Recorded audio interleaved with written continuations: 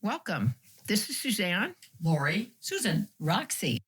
And we are Three Old Broads and a Lady.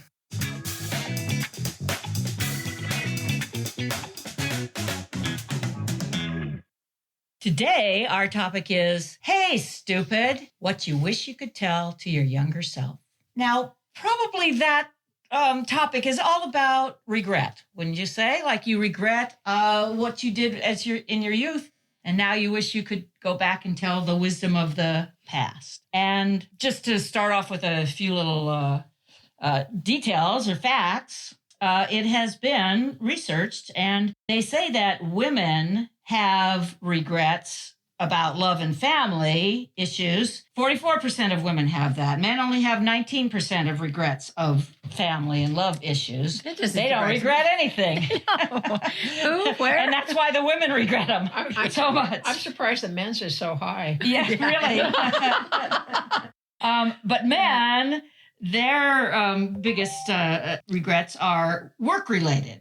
34% of men, their biggest regrets are work-related, and women, 27%. So, still, women are still regretting their work situation. But also it goes in age, too. Younger adults are more regretful of romantic situations or social situations, and older adults are more regretful about missed career opportunities or educational opportunities that they could have had and they didn't do. That's because older adults are trying to live on their retirement and they wish they'd had a better job. That's right. Well, they hadn't worked at Burger King all those years. Right. And one other thing is that the time of day, you regret more often things that you've done at night than what you've done during the day. and that may be because you're too tired or, you're exhausted from the day and you start making rash decisions or something, or I don't know, or maybe whatever you're doing at night you shouldn't be doing. One of the two. But our question today is, what advice do you have for your younger self? And your younger self doesn't have to be years ago. It could have been yesterday, something dumb you did that you would like to go back and redo.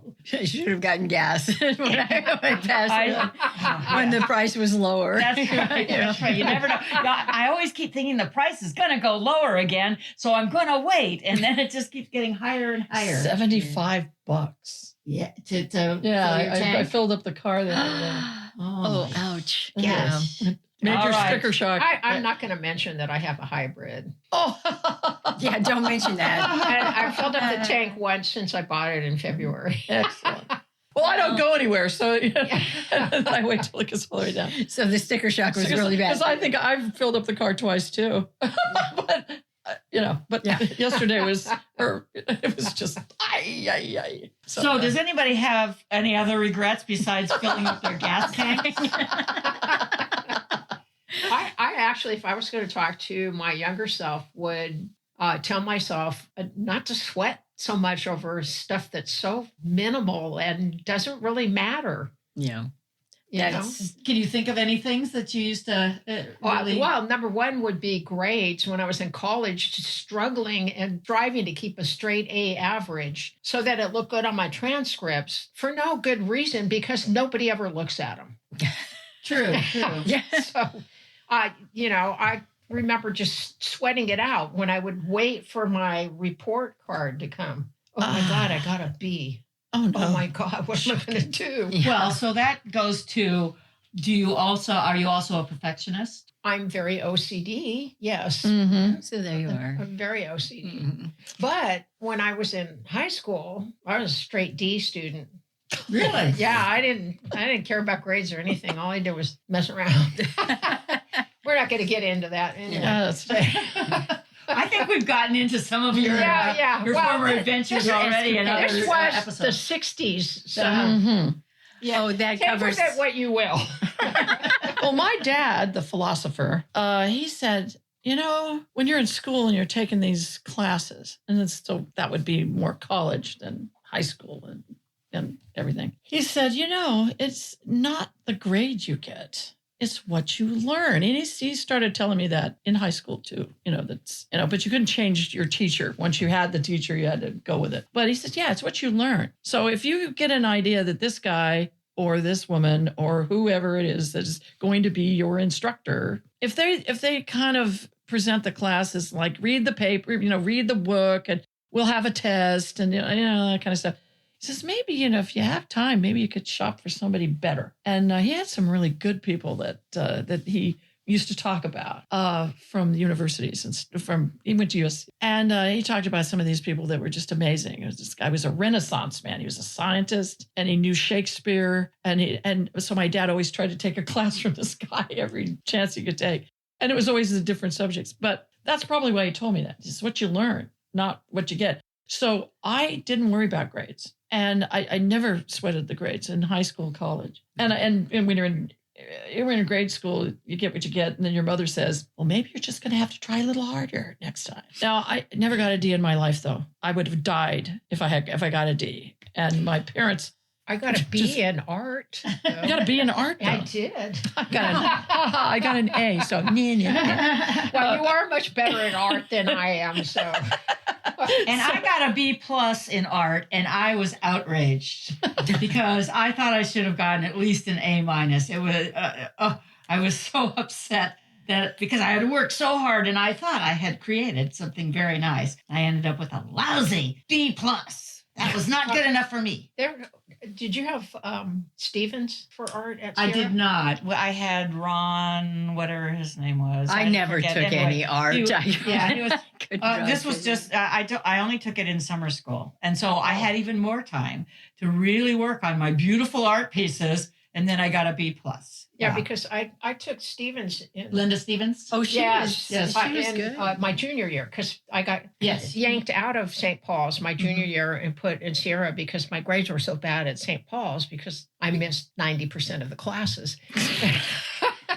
So that'll do. We're not That'll do talking it. about that. Yeah, so my parents put me at Sierra, and I had Linda Stevens, and she kept telling me, "You're nothing like your sister," because my sister Karen, who's older than me. Karen had taken art classes from her.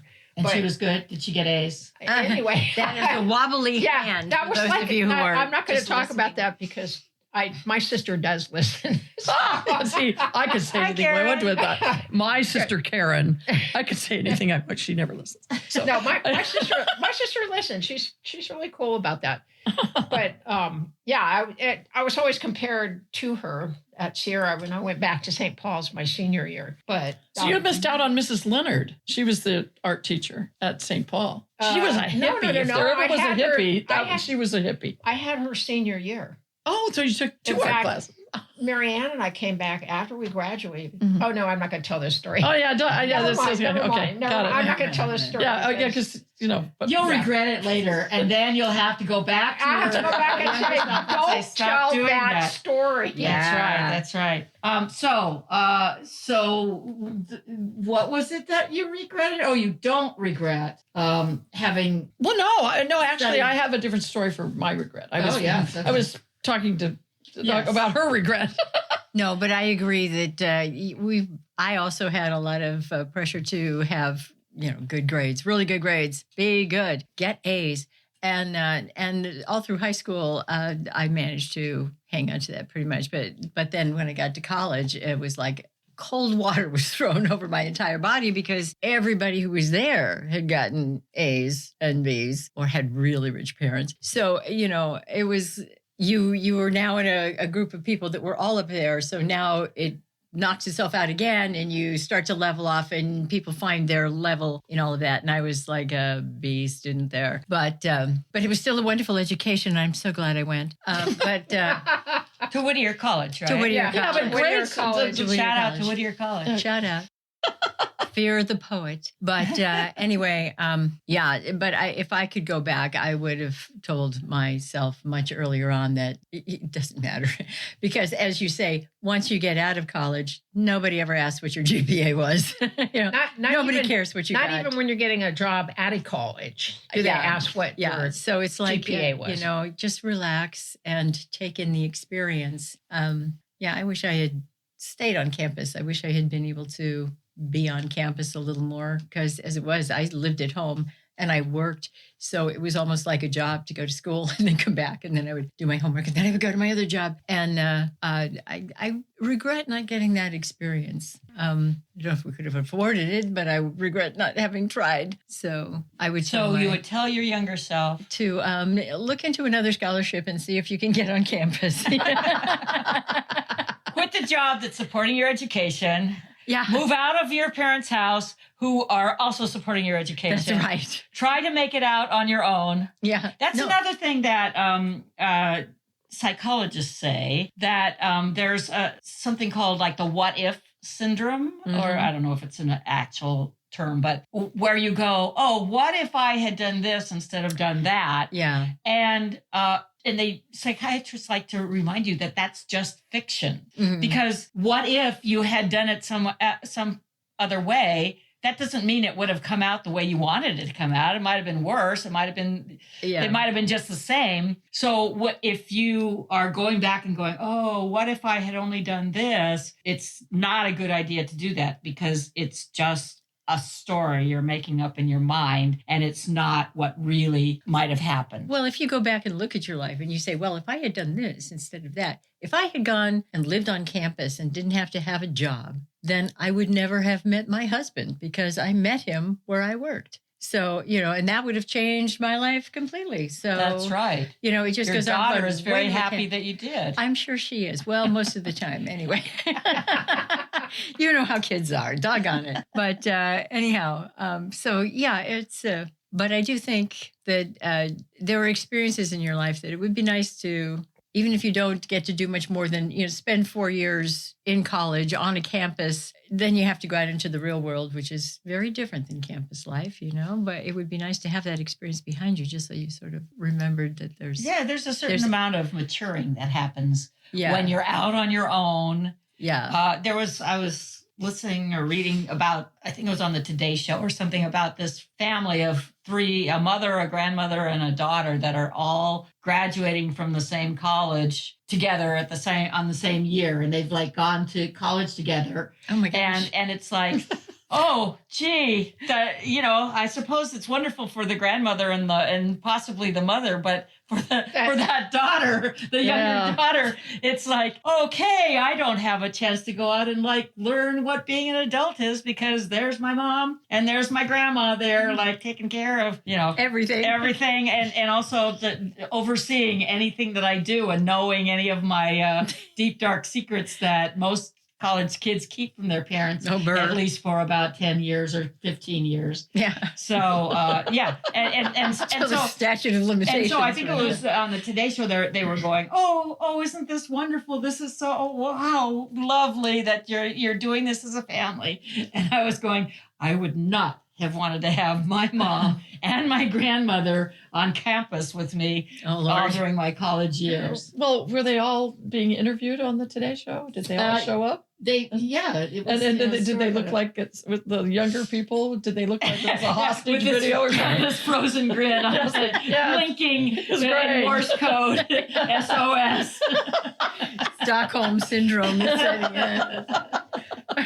Well, Lauri, you've been trying to tell us a story. No, I had a story. I do have a story. And if I could go back to tell my younger self, I would shake myself and say, stop procrastinating. Ooh, that's a good one. And just, get the work done, do it well. And then, like Suzanne said, when you're done, don't go back and try to, I'm going to make it better, and I'll drive you crazy. Do it, decide what you're going to do, get it done on time, turn it in, and that's what you're going to be proud of. And walk away. And you just say, that's it. And I kind of got out of that when I was in college, because taking art classes, you had a certain amount of time to get a project done. And then when you were done with it, because you could work on it at school, because they had all of the supplies and stuff and dark room and whatever you needed. And so you could work on it at school and you could work on it at home. And so the thing is, you'd get it done and then you'd bring it to school, and other people were writing papers, and turning papers in. No, we had to take our art projects and put them on the wall, and everybody could see them. And it was called Crit Day, short for Critique Day. And the instructor got to do the critiquing, and everybody else got to get to rip your stuff apart if they wanted to. And I remember one time I thought, I have this nailed. It's beautiful. It's wonderful. I put it up on the wall and it's like, well, this is an example of, blah, blah. And I go, oh man, I thought, don't cry in front of these people and wait till you get back to your car. But that didn't happen too often. But there were a couple of times you weren't expecting that. It was like, loud. bam, You're like, right in the face. And you're like, so anyhow, but yeah, stop procrastinating, get it done, and then move on. And then, don't sweat the details. Of course, don't keep reworking it. And that's what I would tell myself. I said, just be proud of what you're doing, plan well, do it on time. There you go. And okay. So that's what I kind of learned, but I still procrastinate at home. I was like, I have to do this project. I'm going to have to fix this or do that, or, get rid of all this garbage that's piling up in my house, whatever's happening. And so I still haven't, kind of gotten over that, but stop procrastinating would be what I would tell myself, because right now I'm still kind of procrastinating because I didn't go back and tell myself. Back then, I didn't learn that lesson until, college. And then that was only specifically about art. And so now I've got all these procrastinating problems too. I think it's genetic though. I'm a terrible procrastinator. And I also, I have developed all these little techniques that I use that make me procrastinate even more. Every morning I wake up. So I should be talking to myself this morning. But every morning I wake up and I have in my mind, these are the things that I am going to do today. Because when you're retired, you don't get up and go to work. Instead, you go, okay, I'm keeping busy. Then I'm doing this, this, and this. But I have this. It might be OCD. I have this this thing that I have to do before I do anything else in the morning. Yes. Yeah. And what it is I open up my phone and I read the newspaper online, and then after that, then I have to play Wordle, and then after that, now I've developed. Then I have a solitaire game that I have to play, and then I have to play this other thing, and pretty soon, and I keep adding another game. Not because I do enjoy playing them, but I don't enjoy playing them that much. But it's gotten where I have to play 4 games before I can get up and do what I really have to do for the day. Maybe that's why I'm always late to water aerobics. Maybe that's it. That's it. The first thing I do in the morning is, and if I don't do those things, then I can't do anything for the day. But if I do those things, then the day has burned. I've burned so much of the day that I can't get done all those things that I should do. It's too late to start this now. That's right. Now I'm going to go get something to eat tomorrow. Time for lunch. Of course, you realize that the simple solution would be to get up earlier, and then you do all those things, and you'd still have. No. Yeah, I know. But I stay up until 2 a.m. in the morning, so I have to, I've gotten some texts from you real late, but that's okay because I'm up late too. Exactly. I always love when somebody answers my text right away that I sent at 2:30 in the morning, and they immediately answer, and I go, okay, you're up too. Except if they come back and say, why are you still up?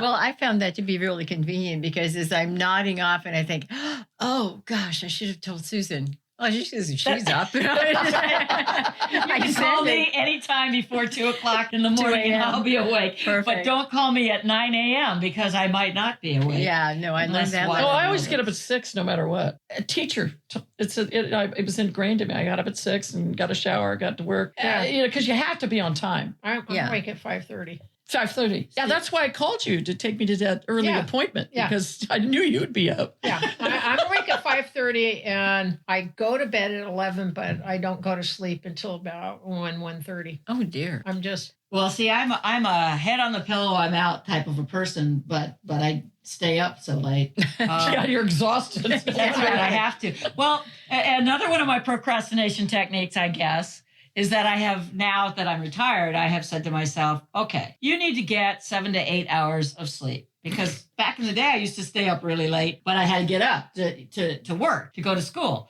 But now I don't. So now I go, okay, you're going to be good to yourself. This is something I have learned in my wisdom is, self-care and health is important. And so then I say, okay. And I even set an alarm and I go, okay, even if I wake up, I'm gonna go back to sleep if the alarm hasn't gone off yet. And then I have to start reading the newspaper and doing Wordle and continuing on down that path. So now that's another aspect of my Your routine.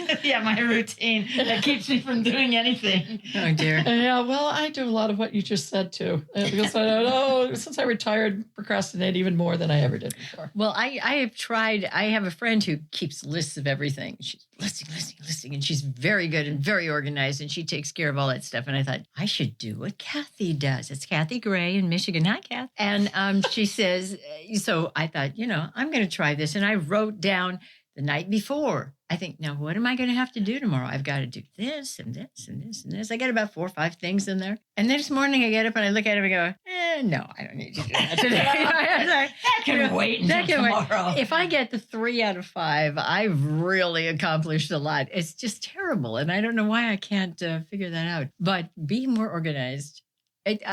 I would go back and tell my younger self, start making lists now so that so that it becomes ingrained in you, like doing the crossword puzzle and Wordle and before you start, so that you can do those things, so that you're awake. And that would be something to tell yourself. Things. Yeah, because you'd already be in the habit of doing Teach that. yourself some good habits early so you would be organized in your retirement. Well, and but I failed. I didn't. My lists are all in my head. Beside, I do not write down lists. I do not write down dates. I don't. I don't write down anything that I have to do. If somebody says, "Are you free on the 22nd?" then I'll go. I'll sort through my mental computer and I'll say yes or no. But I keep it all in my head, and it just doesn't do me any good to write it down, because people have given me like books, things, calendars, journals, all these kind of things to write it down. And even if I do write it down, either I lose where I wrote it down, I don't know where I wrote it down, or I don't look at it, or it all stays in my head. And that's the one thing that I keep thinking, like, as that starts slowing down my ability to, really cognitively function, then that's when my list taking is really going to be bad, because I'm pretty good about, sorting out what has to be done each day and far into the future. But. So you have a photographic memory kind of thing, right? There really is no such thing.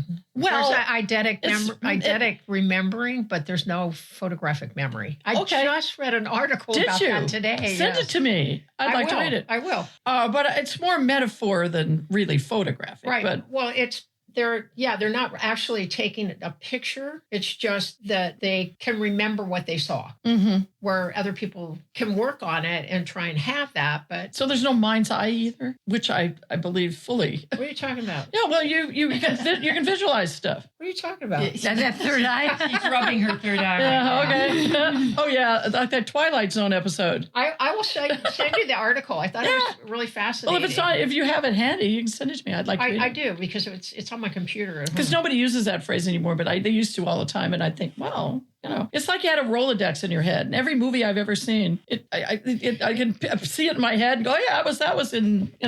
Yeah, I always, when I was a kid, oh, sorry, that slap was me. When I was a kid, I always wanted to have a photographic memory. Yeah, since they don't exist, too bad. Well, I guess I could go back in time and say, you get back in time and say, don't bother with that. It doesn't exist. That's just not going to do it to it. Yeah. I mean, I think if I was going to go back in time, I would go back to right after I graduated from Cal State Long Beach and tell myself, don't wait 30 years to start writing again. Because now I'm really happy with what's going on with the playwrights group. But when I was at Cal State Long Beach, my very last semester, I wrote over 35 papers, and I was just done with writing. Once I graduated, I was like, I'm not writing anything for a while. What was your major? English literature with a minor in comparative literature. So that's why you had to write all that stuff. Yes, yeah. All that comparing stuff. Yeah, all that comparing stuff. analyzing literary techniques and that Yes. sort of thing. According to research, 24% of people regret actions that they have taken in the past, but 76% of people are actually more likely to regret the inactions that they didn't take, the things they didn't do. Mm-hmm. Do any of you have things that you didn't do that you wish you had done or that are still on your bucket list or anything like that? I think I wish I had traveled more or at all. Actually, I have been out of the country a total of like twice. And one of those is Mexico. Mexico. Which, is which we drove down to Punta Banda. I think that's about it. And just recently when I got to go to Ireland. But other than that, I've never been out of the country. I didn't get a passport until 2000. Yeah, I think 2000, because we took my mother for her 90th birthday on a cruise, and we had to get a passport for that. So, it's 2010 then. So anyway, I when I was in like the 6th grade, we had to do a thing in social studies where we planned out a trip, and we had to go to 10 places in the world. And, and you cut all the pictures out of the magazines, and you wrote something about each place. I mean, I had a wonderful trip around the world planned. And I've never been to any of those places. I can still see the picture of the pyramids in that report, but it's just like that's what I would do. Oh, sorry, that's what I would do. I would travel more. And There's like 3 slaps there. I'm sorry. We're Go working back this out, to your folks. former self and tell yourself, don't slap, Don't slap your legs. Slap your legs. Good eyes. That was, no. All right. Okay. Anyway, that's my story. I'm going to sit here quietly with my hands folded. Now, I think I've often been, I try to spin it in a positive way, that I'm a live and let live sort of a person, and that I don't like to, criticize others or correct others for things that they've done. But I think then that has led to my inaction when maybe I should have stepped in and done things or said things or just stood up for myself maybe more. I fear that I can't really come up right this moment with an example, but I've always been like the person who just, when everybody else is arguing politics, I just sit there silently. Or when somebody is yelling, having an argument with their spouse or something, I just sit there and I try to, I hide my head under the table or whatever. And I have other members of my family that are much more outspoken than I am. And I feel like I should have learned a little bit of that, a little bit more of it. Just like when I have a differing opinion or something that I feel strongly about, sometimes I just keep quiet and don't say anything about it. And so that's what I would say to my present self as well as my former self, that's something that you should learn to do. Well, then too, arguments and stuff, sometimes you're trapped in a way, but this was funny. So Roxie and I went on a bus tour. But not out of the country. We stayed in. Well, we went to Hollywood. We went to Hollywood. That's sort of a different country. It's kind of out of the country, I guess. And it was run by this married couple. It was called Raymond Chandler's Los Angeles. Yes. Oh, it was great because he lived here and he went to all these cool places and we took pictures and then she would read out of some of his books and things like that. It was really a fun tour. But then when they'd get on the bus, because we had a bus driver and then these two that were, married, and it was like we were going on a tour with the Battling Bickersons. It was hilarious because they were saying, no, that isn't what happened. Well, yes, it did. Well, no, it didn't. And we're all looking at each other and going, okay, we're looking at our watches. And go on for a while. But it was so funny that I keep thinking about, I think about that tour we took fondly quite often. It was really funny because they were clearly like the Battling Bickersons and they were just like, and the bus driver's just driving. But see, did you speak up? You didn't speak up. You didn't say. Well, yeah, but it was too much fun. Listening to them argue. Well, besides, we didn't know if he was right or wrong. Well, I didn't know who was right and who was wrong. It was just like, oh God, you guys worked this out somewhere else. Well, I'll tell you, they were sweating the details because it was not important. Well, the reason they were doing that was because there were other people on the bus who were like Raymond Chandler aficionados, and they would, well, wasn't it at this point that he said this about Oh, that? I remember those. And they get these blank looks on their faces, and it was like, oh, geez, don't work with these people. Don't engage. They're just going to drive you into a hole. But they did. It was funny. It was a great trip. I would do it again in a minute. It'd have to be these two on the tour. We're done. Yeah, I know we are. We're in 2:32 minutes. Oh my gosh. No, how terrible. I regret that very much. I do I'm too. so sorry. Let's go back and re-record the whole episode, shall we? Or tell our Can we tell do our it cast without members. everybody slapping their legs? I think I did it. We can redo everything that we did wrong. we could retell Fortunately. the whole thing, Oh, and be that's more right. succinct. We'll tell our And future whoever's selves to be listening more to succinct. this episode will be regretting having listened to this episode, so they'll have to go back and listen to the True. new episode Right. also. That's So, right. How many minutes are we going to spend on that? I think we should on exactly. going overtime. okay, well, maybe we should just cut our losses. sign off. This is Roxie. This is Susan. This is Lauri. And this is Suzanne. and we And we are are three old broads and a lady.